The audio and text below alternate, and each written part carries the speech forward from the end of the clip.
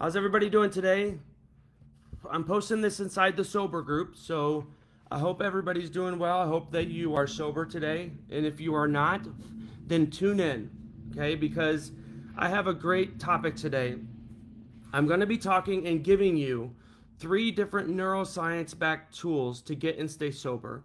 These are just 3 topics that I cover in my sober coaching program, which is 12 weeks long. There's a lot of work to do. So when selecting these, I thought of the 3 best that you can take and implement right now. Now, I'm not going to give you the breakdown of, or I'm going to give you the breakdown of each one, but I'm not going to give you the actual steps to do because that's in the program, right? But I'm going to give you what I cover so you can be confident in knowing that you can do this. Now, if you know these topics, you can and know these tools, then you can implement them, right? But here we go. So, when I say that I am a coach, a sober coach that uses neuroscience-backed tools and techniques, okay, that's awesome, but what are those? What are those tools? What's the methods? So I'm just going to run through this list real quick. These are all the methods that I use. I use affirmations, meditations, reframing, cognitive behavioral techniques, rewiring habits, rewiring thoughts, canceling negative thoughts and beliefs, eliminating cravings and triggers, rewriting the subconscious mind, emotional intelligence, emotional regulation, stress management, building a new identity, that's a big one, cognitive tools, tracking progress in your data, breath work, grounding exercises, journaling, visualization, and finally anchoring. These are just the ones that I can come up with off the top of mind just preparing for this live. Now, the ones that I want to dive into specifically are habits. That's the first one. Cravings and triggers is the second one. And then rewriting the subconscious. And I'm going to give you tools for each of these 3. The first one is habits. Now, in order to understand habits, you have to know what the elements of a habit are, right?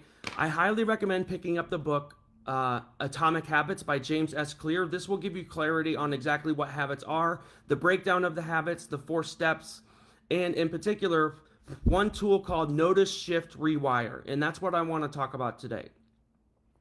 So when you are trying to implement a new habit or get rid of an old one, you want to notice it first. So you have to be aware that you're committing that habit. So let's say that I want to quit drinking Diet Coke. That's my habit of drinking Diet Coke. I have to notice the craving first. I have to notice when I'm doing it. Let's say that it's with lunch. Okay, now that I notice that, I can do something about it, right? I'm aware of it. The second step here is shift. So once I notice it, once I notice that lunch is coming up, then I shift it. I go and get water. I get a juice instead. I drink something healthy, a shake, whatever, protein shake. Okay, so that's the shifting part. You're shifting the habit. And then you rewire it.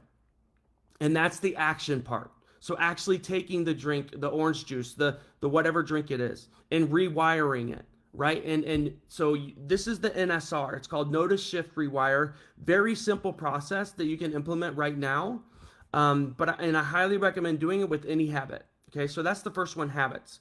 The second one I want to cover is cravings and triggers. What I do with cravings and triggers, it's a hard one, right? It's one of the main reasons why people go back out and relapse or slip, if you want to call it that. How I challenge this is through breathing techniques. Okay, so when you find yourself in the middle of a trigger, you have to be aware of it. But then when you find yourself in the middle of a trigger or a craving, the best thing that you can do is breathing techniques. Okay, now I have hundreds and hundreds of different techniques, but one of my favorite is just box breathing. And this is where you imagine that you're drawing a box with your breaths, okay? So you inhale for 4 seconds, you hold for 4 seconds, you exhale for 4 seconds, and then you hold for 4 seconds. Inhale for 4, hold for 4, exhale for 4, hold for 4. What this does is it resets the nervous system. Your nervous system, when you have a trigger or you have a craving, is in fight or flight mode. That's why you feel like you have to fix it right now. What I'm telling you is you don't. And you realize that you don't have to fix it at that moment when you do a breathing technique like box breathing. Another way that I use, another tool that I use, neuroscience-backed tool for cravings and triggers, is sensory grounding techniques. Okay, so when you have a craving, you have a trigger, and you go through your 5 senses. What do I feel? What do I hear? What do I see? What do I taste? And what do I smell? And what that does is it takes your mind off of the craving and it focuses on something else, which is your 5 senses. Your 5 senses is how we experience life. It's what we live life through. If we didn't have our senses, we wouldn't experience life. Think about that. So when you're trying to come down off of a craving or a trigger, you need to be grounded and bring yourself to the present moment and realize that it's not worth taking action over, taking negative action over. It's not worth relapsing.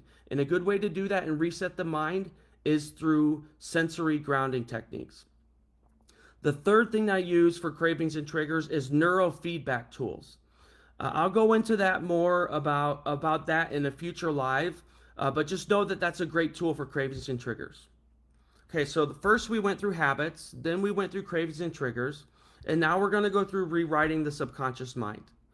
This is my favorite thing to do in my whole program. It takes time, but the neuroscience-backed tools that I use for this is journaling, visualization, meditation, affirmations, and finally anchoring. Now, the sensory grounding exercise that we just went through is also known as it's also a form of anchoring. You anchor your body and your mind into the present moment. That's an anchoring, okay? Affirmations are I am statements, but you have to construct those perfectly. Otherwise, you might be telling yourself the opposite of what you want to say, right? So if you're saying I am not a drinker, you're actually saying I am a drinker because the subconscious mind doesn't know negativity. So you're actually saying the wrong thing. So it's not just any I am statement. You have to say it correctly, okay? And that's what I go through with each of my clients. Visualization is very powerful. Your brain doesn't know the difference between a visualization and reality. That's why when you're in a dream, it feels like it's real. Once you wake up, that's your conscious mind telling you that it was a dream. It's telling your brain that it was a dream, okay? So your conscious mind can tell the difference, but your brain can't. So we can use that as a strength, right? Visualization is a huge strength. Let's say that you have an important talk coming up, a speech in front of a lot of people. Then you're going to want to visualize that because the more times you visualize it, your brain doesn't know the difference between that and reality. So when you get up there on stage, the amount of times that you visualized it, it's as if you actually did it. So you're not going to be as nervous, okay? Finally, journaling. Journaling is awesome. One of the best things about journaling is it gets all the negativity out of your mind and onto the paper so your brain can forget about it. Think about this. Let's say that you are dreaming or you can't sleep. Sorry. You can't sleep. You're running through the list of things that you have to do the next day. The reason why scientists tell you to go and write it down is because of this. Okay? When you write something down that you're thinking about, it gives your brain permission to forget about it. So, in early mornings when you journal all your negativity down, everything negative, all of your fears, all of your regrets, everything negative in your mind, you get out on paper. The reason why is because it gives your brain permission to forget about it for the rest of the day, and you're not thinking about that later in the day. Okay, so these are just some of the neuroscience-backed tools that I use in my program. If you're interested in more, then please just message below or comment below, and let's set up a call and talk about my coaching program and exactly how I help you do that. Love you guys. Stay sober. Talk to you soon.